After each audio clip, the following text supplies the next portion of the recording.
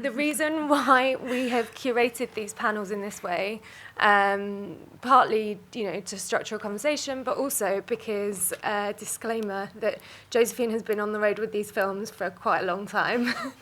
And we hope that, these 2 weeks of screenings won't just be kind of sleepwalking for you, that there will be some new arguments that we can bring forth and discussions that we can have.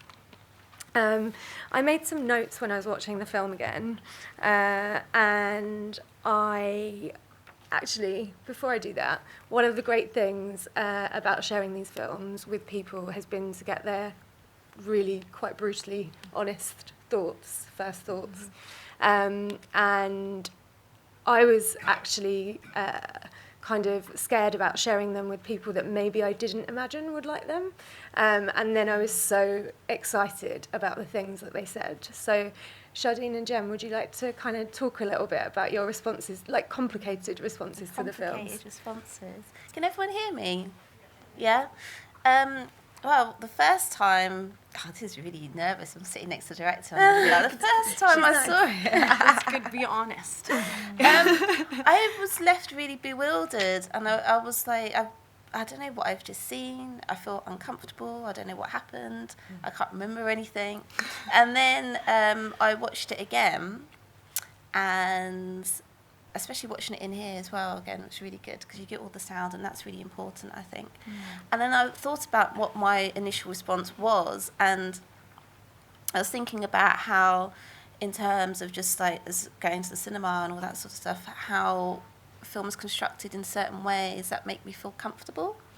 And this was completely different. And so there was almost like a kind of internalized anger about why was I not given what I expected, and that was what my response was. And I find that it meant that I had to be engaged. I couldn't sort of sleepwalk whilst watching it, which is actually quite a good thing, I think, particularly. So that was my initial response. Wow, So. cool. It's my first time seeing the film, and I found it very unsettling. And it's interesting when you use words like unsettling, because it normally means in a negative context, but I found it unsettling in a beautiful way. I really like to watch, I obviously as a filmmaker, I love film that makes us kind of like reevaluate or rethink how we process certain emotions, and I feel like your film definitely did that. I definitely want to watch it again because I just feel it's like that layered that I feel like maybe I've just kind of tapped the surface of what's going on. But again, I love films that feel like a dream, and that was very dreamlike and very visceral and very connected, so I really enjoyed that. Oh, cool. Yeah. You guys can say the bad things too. It's funny because I think it's nice to hear you actually, and I think you're being honest, but I guess I do also think it's for me as a filmmaker, sometimes it's nice to hear the things that don't work, because then obviously this is not the only film I'll make, hopefully. But I think, and so I did make another one, luckily that's playing after this, so, but it is nice, and even audience too, when you share, I think we'll probably have you guys share some responses too, but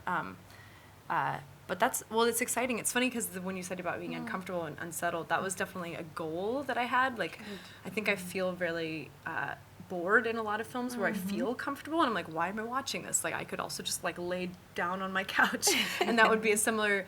Or there's not really an experience that I'm having in watching a lot of films. I think, and so I think films like Black Swan, for instance, which I didn't even realize how influential that was. I made this film, cut it, watched it, and I was like, oh, I think I really liked Black Swan because it has a lot in common with that film, but it's so visceral, and like you see Black Swan and you're like, you feel like you are Natalie Portman's character in that film, to me at least. So I was just really, and you're uncomfortable with her, so it's exciting to hear you say that you had that experience. So.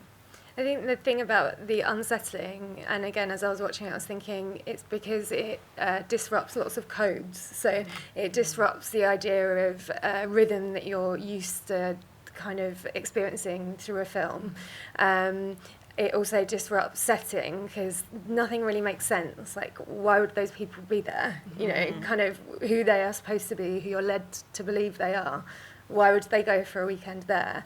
And it also disrupts the idea of female friendship as well. You know, that's kind of, nothing really makes sense. You don't know how well they know one another. And that kind of thing is kind of, you know, what we've taken into curating the season. And I think that disruption, because you also disrupt genre a lot. So, you know, we were talking a lot about how scary this film is. But you couldn't describe it as that, because if someone was prepared when they went in for a scary film, then they'd be like, that's not scary. Yeah. It's the unexpectedness of it, the unease of it that does that. But we, when you decided to explore the female friendship, did you decide to explore the female friendship, or did you think you wanted to make an experiment in form first? That's a good question. Also, by the way, I was remembering, I started passing around a email list. So if you get something and you're like, what is this thing in my lap? It's a nice way for me to be able to keep in touch with the people who want to hear about the next kind of whatever's coming next, I guess. So, and I don't send, it would be good if I sent emails more often. I send them like once every 2 or 3 months, so you won't get, your inbox won't be blasted. In terms of the question of like form versus the content, so this camp exists. Obviously, clearly, it would have been much more expensive film if I had to create that. Yeah. So I had found that community actually through Sarah, the lead in the film. She is a singer, performance artist, and I was helping her with a documentary about her work. And then we ended up filming one night her singing with this Bulgarian a cappella group that she sings with. Actually, the song, I wonder if it's in there. Actually, I don't know if it is in there, but the Ženiš me mama song that you hear her singing, anyway, she and her group actually eventually like arranged that song. It's a very beautiful recording. They're called Black Sea Hotel if you're interested in hearing more of their work. But so Sarah, we were filming this like event in New York. In New York City, you know, like community is, like there are communities there, but it can be hard to find. I'm sure it's probably somewhat similar here in London, a big city. You can easily be a little isolated. And so I went and saw her perform. The trio finished. It's beautiful. It's like this little ballroom called in the Ukrainian National Home, which on the outside looks like a bad deli, and then on the inside there's like this secret like huge ballroom in the back. They come down, and then this brass band stands up like in the middle of the room, and the place is pretty packed. And when the brass band stood up, like literally, like there were a huge spiral of maybe 200 people just got up and formed around them, and they all knew the same dance steps, and they're all like waving, or like the leaders like waving the handkerchief, and it felt like magic. I mean, as a person who, you know, is used to living in Brooklyn, and like the most community activity is like that everyone has ordered a similar beer at a similar bar. I just was like, it's like I walked into, a village in the 1800s or something. And it was so beautiful and magical and such a visceral experience of, I guess, collective joy, really, that I ended up pursuing. I kind of followed that community, and they were like, oh, we have this Balkan camp. So I went and did a short documentary about the camp. And while I was shooting that, I was really struck by the way that when you're walking up to the camp, you can hear, I mean, just the way that Sarah walks up and hears that, you just hear that kind of eerie music in the distance. And you're in the woods. I mean, there's really no electricity in the cabins. There's electricity only in the main dance halls. And so it was so exciting to feel like I'd walked back in time. And also a lot of young people, sorry, this is a long-winded answer to your question, but a lot of young people in New York are really drawn to that community, especially musicians, because, you know, it's a training ground for this really complex, like difficult music. Drumming is very complex. Yeah. And it's filtering into a lot of like New York Balkan music that's kind of a fusion between like Balkan and a more new sound. So anyway, so it's cool. The point is that the space really inspired the idea that I wanted to make something that was a little bit like seething and a little scary. I think that the music can feel very scary at times, especially because it has that out of, you know, it's not 4/4 timing, and so there's not like this beat that I'm used to hearing in Western music. So I think that really led to us going back there with Sarah, and I knew I wanted to improvise it. I had worked with Joe Swanberg, as director who improvises all his films. And so I think that the improvisation plus that space informed something that was more experimental than, I didn't know what kind of film I would make, I guess. So I think that the place really informed it, yeah. I mean, I really like the setting, actually, because I think, I mean, I suppose people here have been on, like, those kind of camps or a holiday or something like that, and it's quite an intense experience because you're kind of cut off from everything, and then you see that intensity in their friendship, so we're not really sure how they met. I think she's the girl on the phone earlier who wakes up with I caught that bit this time in the chorus. I just heard, I was like, oh, she's the girl, she was on the phone, and she, right, but yeah, and also the things about the rhythms and stuff. And throughout the film, I was thinking a lot about sort of feminine intuition, and the woman with the white hair, which is actually one of my favourite scenes. When her face changes, and I remember saying to Jemma before about this thing about a sort of underlying sort of female sexuality and a sort of a kind of darkness in there as well, which isn't really touched upon in anything that I really see that much. And I found that really quite exciting to see, and just the ups and downs of their friendship as well. I could really relate to that. And when they fall out, and then suddenly she's hugging her when she's buying a dress, and it's like, oh, okay, are we friends again now? Are we going to talk about this? I don't know. There's always that weird sort of, there's a kind of connection, but you don't really speak about it. Yeah, that was really profound for me too when I watched it. I'd never seen anything quite so brutally honest about how that feels when you lose a connection with a friend, especially with a female friend. And I thought the interesting thing about the older woman was kind of like this idea of, you know, sort of the mother, or, you know, kind of that older figure that's always shaped how you react to things. So it's like so multi-layered in that sense. But I think one of the big disruptions was that it was like a female friendship film, but because it was like an American indie, the immediate things that you thought about when you described the actual content of the film were things that were very different, like Frances Ha or Girls. And I think what was really interesting about this that is in Girls and Frances Ha, they're very much defined by the place that they're in, and just New York as a character becomes their definition of how much privilege they have, what particular identity they have, the kind of circle of friends that they have.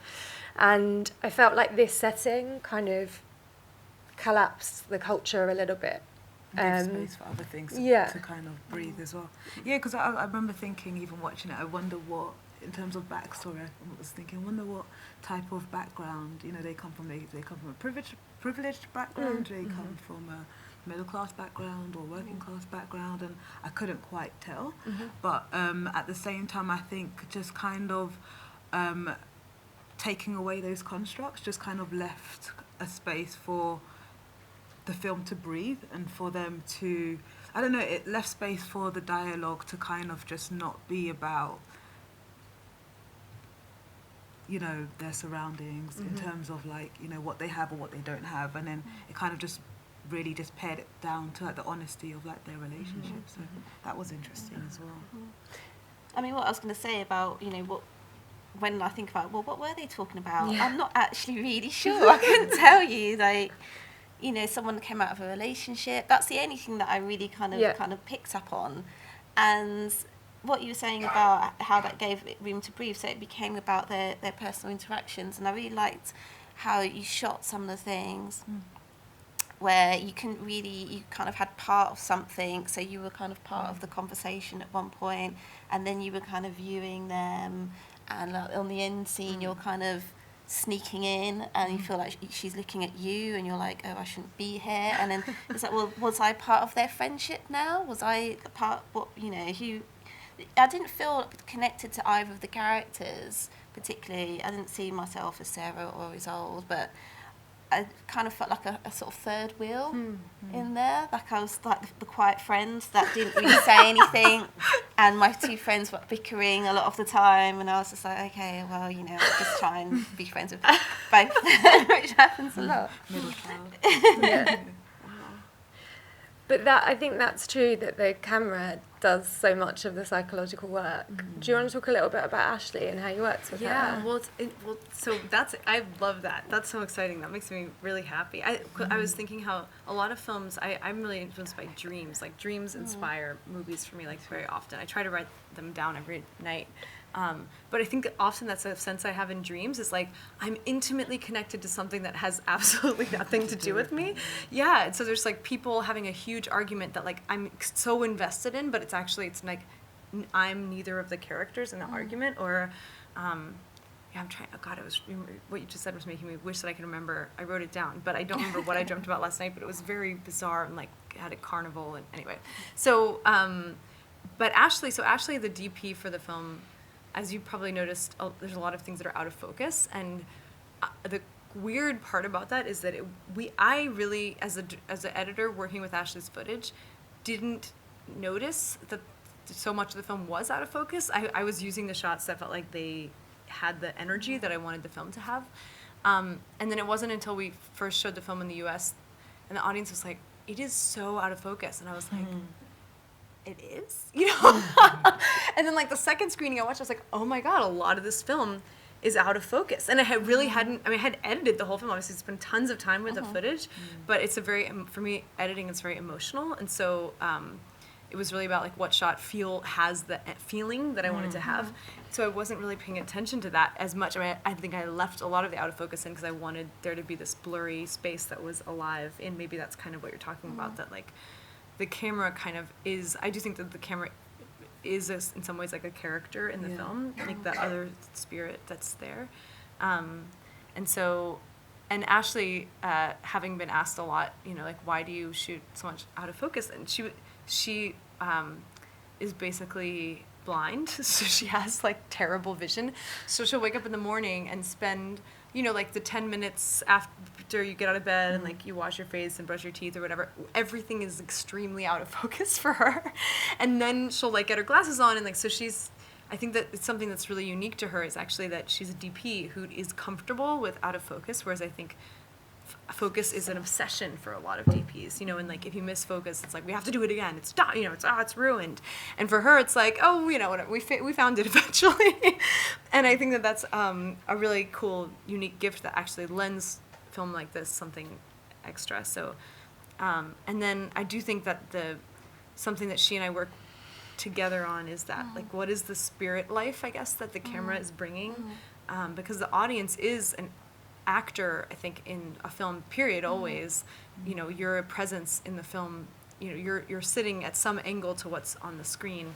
And I think a lot of films that I see, I get really bored with, you know, because I'm always the same. For a lot of films, I'm the same person. Like a lot of television, I'm always sitting at the same angle. I'm like, everyone's a medium shot or a wide shot, and I'm always at the like a specific angle to them. And I think I really get excited by directors that screw up like where I personally am in their film, I guess. And so it was fun. It was really fun to do those, like that final kind of like spirit floating out the door and taking the sound out of the film. I'm really happy with that part. That's really interesting you saying that, because just leading on from what you said about us being participants, and the term uncanny in the Freudian sense kept coming up all the time.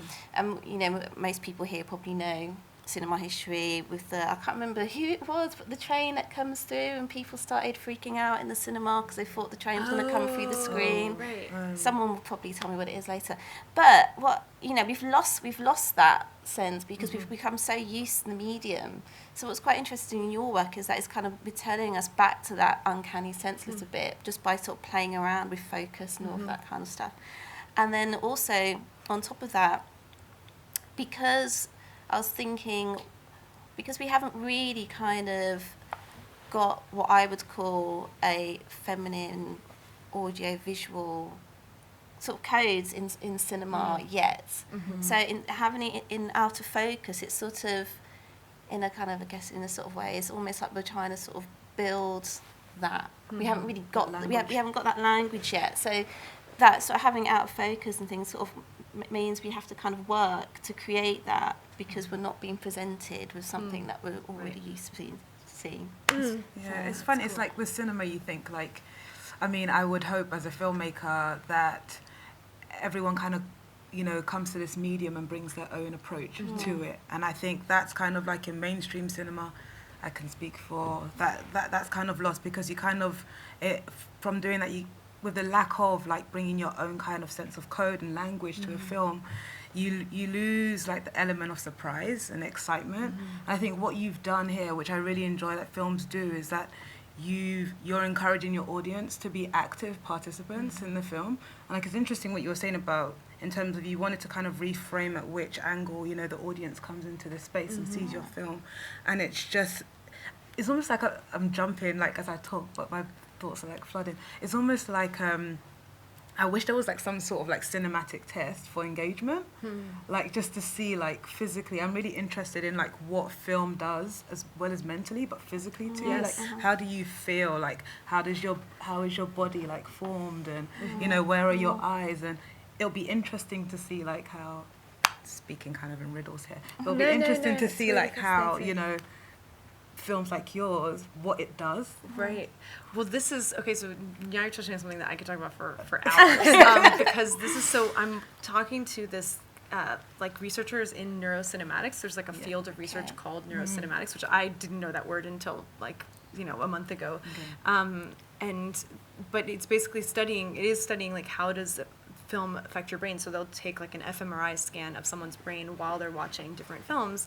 And like the articles that I read about it are terrible, because they're like, you know, some films have more of an impact on your brain than others. You know, and that's, like, that's all they say.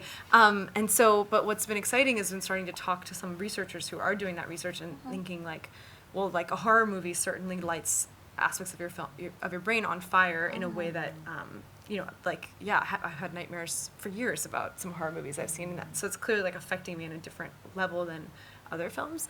But then also I think that you're asking a really good question, which is like how much of your brain is active, you know, and when, and that's something that for Mild and Lovely, the next film that is going to play today, the editor, when I was working with him, he always was talking about like, you need to make space for the audience in this film. You need to make space for the audience. And I was like, what are you talking about? I didn't understand.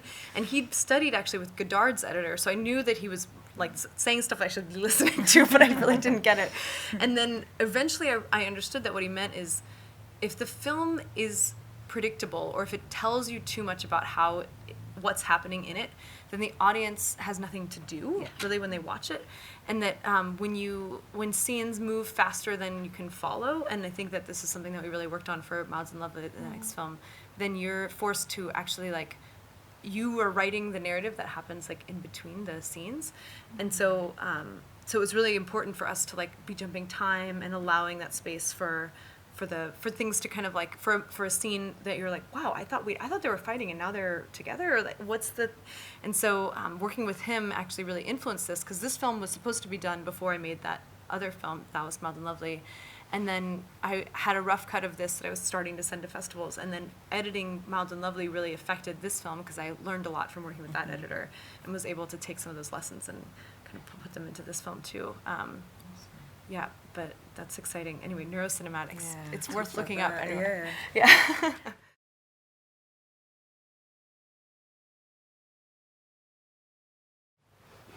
How did it work? You know, honestly, not always well. Like, I think sometimes Sarah especially, like, hated it.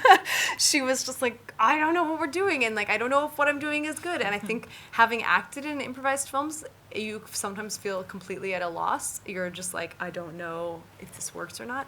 And so, I think in some ways I was aided by my lack of experience. Like, I had directed shorts and music videos, but this kind of like length of a project I hadn't done yet. And so I wasn't able to anticipate how uncomfortable they would feel. And so what's nice is I really actually just let the camera do a lot of work, which means like I would just continue rolling. Like they would be uncomfortable, and the first maybe 5 minutes of what they said would feel very self-conscious, but then I would just keep rolling. And then they're in this position where like they can't call cuts. So then they're really having to like write the scene, you know, and they understand. And I think I worked with smart people who understand story to some degree. And in some scenes, I did have I think I have a stronger idea of like we're at A and we're moving to B. And sometimes it was just like, well, we want a flirtatious scene, or so it's definitely trial and error, which is that. And I think that's honestly that's a good teacher for me. I think I've learned a lot. In some ways, it's funny because now that I have directed more stuff, I wonder if I would have as much luck working with non-actors, because most of the people in the film weren't actors. And I think it's actually really important when you're working with non-actors to not be giving a ton of direction, because they kind of can't take it, you know, or they won't. I think if you're giving a ton of feedback to a non-actor, I think it can really screw them up. And so, like the times that I've tried to work with non-actors since then, I've been learning like that you have to like really be careful to not over direct, I guess. But then some magic did kind of come about just from knowing each other. Like Isolde and Sarah are friends of mine, and so like I had heard them telling certain stories and was able to be like, maybe get this story in, or like, maybe tell this one. Not that any of this is remotely based on truth, but yeah. So there's no person called Victor then? No? Sure. Yep, definitely. Everyone wants Victor's number. Yeah, exactly.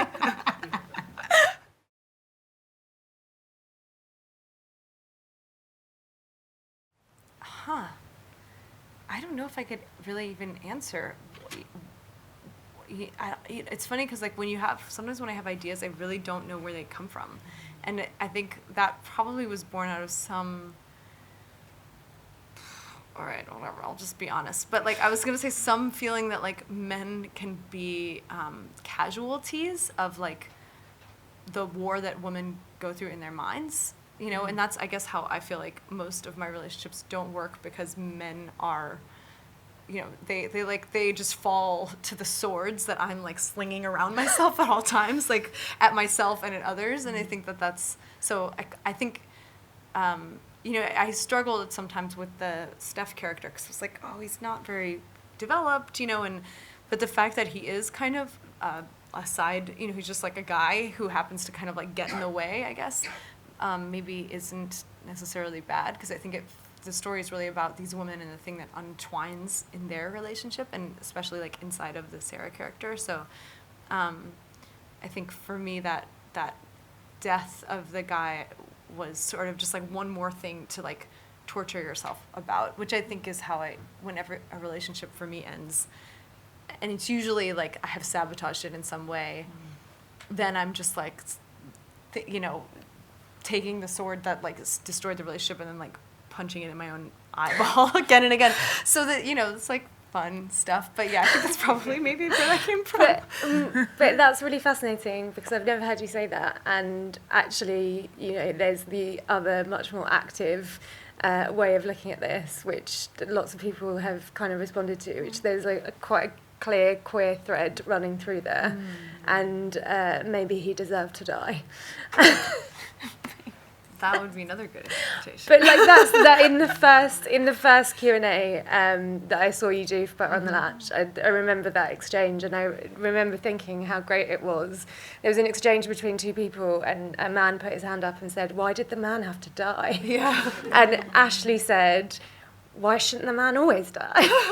And there were these two like extreme ways that you could come to it, and your story is really fascinating because it's very from your own experience, but there is a way for other ideas about what that means as well, and I think that's kind of where I see the dream fitting in, is opening it out.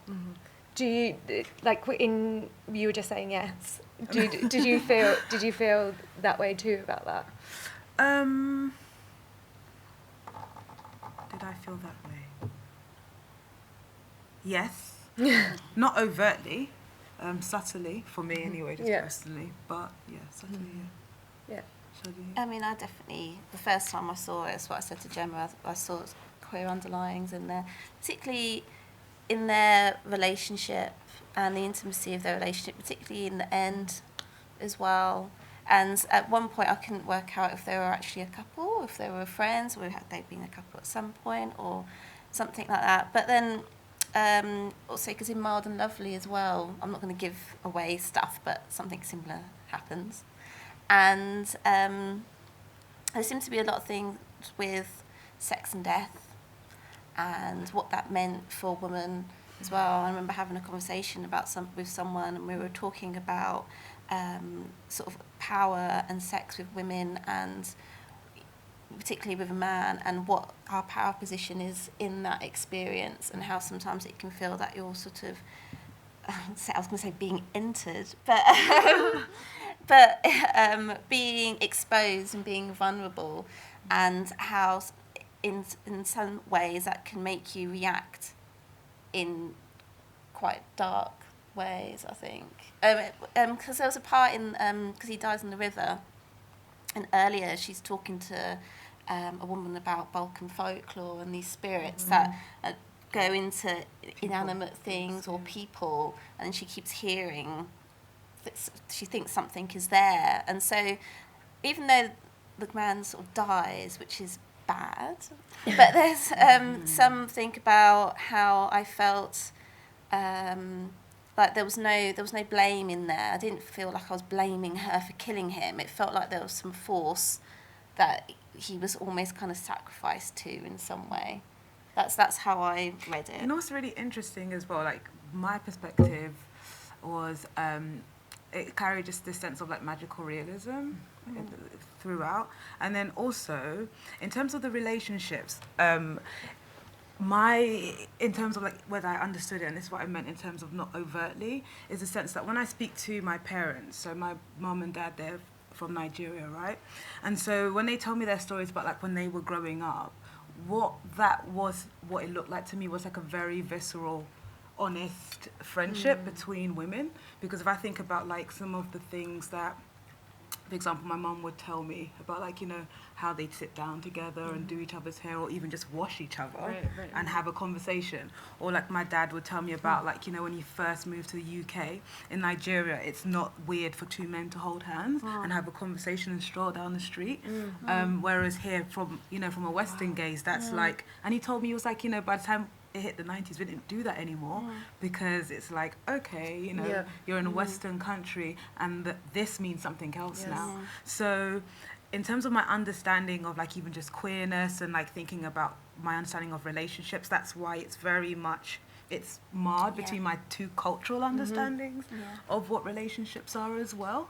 And so that's why when I see something like that, it didn't seem so, it's not immediately sexualized to me. I think that's what I'm trying to say. That's interesting. Yeah. Wow, it's really cool to hear you talk about that. I think something when I saw the En Vogue, the short that you made, and I was thinking like, wow, she is really interested in the body, like, because it felt like a real exploration of bodies and different kinds of bodies, but also just like a lifting up of like the body in general, and just hearing you talk, I'm thinking how it's something that we do have this cultural thing of avoiding that sort of intimacy, and I think that is something weirdly that comes out so naturally in nature. I mean, and I think that's why I end up setting a lot of my films in nature, because there's just this intimacy with like just the land and the way that you have to kind of like use your hands and be a mess, and like your like soil is on you, and so there's something about like once that barrier is breaking down about like, you know, that you're not like just sparkling clean anymore, then it leaves a space for maybe connecting with other humans in a similar way that like when bugs are crawling on you, then it's like easier for like hands to also be crawling on you. But that's it anyway. But that's been my experience, and so it's really exciting to hear you talk about that in terms of that Nigerian culture. I mean, definitely in queer feminist theory, there is a lot of talk about the personal is political, what is public space, what is personal space. And I guess from like a queer feminist stance, that I our way is to sort of merge the two to what you were saying, and that's what I saw in the film and what I was thinking about, and particularly some of your performances as well, which I did look at. And and I think, like, in terms of the cinematic form, where we talked about, you know, the audience and what is the personal with the audience, what is the public. We're in a public space, but we're having a personal interaction with something, and trying to bring those two things together